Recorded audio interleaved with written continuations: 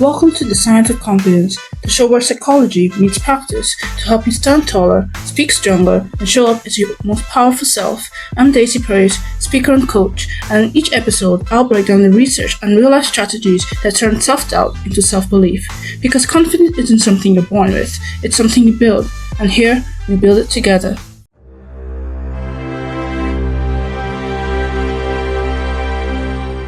They called him the Silent King, and at first, everyone thought his silence was power.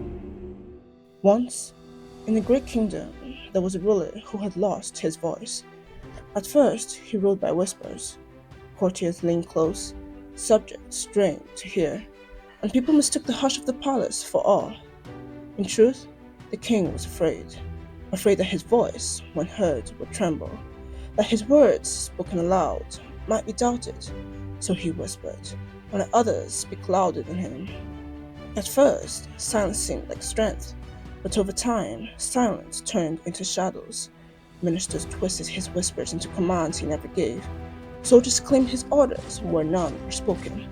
The people began to wonder, was the king truly leading or just hiding? Then one day, a boy, no more than 10, stood before the throne. He said, "My king, I cannot hear you. If you do not speak, how will we know you are here?" That night, the king sat alone with his fear. He realized silence had not protected him. It had robbed him. Authority without voice was an illusion. So the next morning, he rose before the court. He cleared his throat, and for the first time in years, he let his voice ring out across the hall. It cracked at first, then steadied. His words were simple. "I am your king, and from this day I will be heard." The people gasped. The ministers trembled.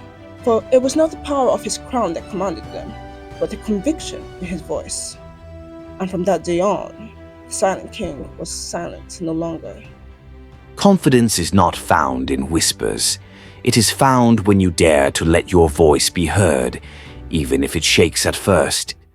Here's the truth. People don't just hear your words, they hear your confidence. He sold mirrors. His shop was filled with them.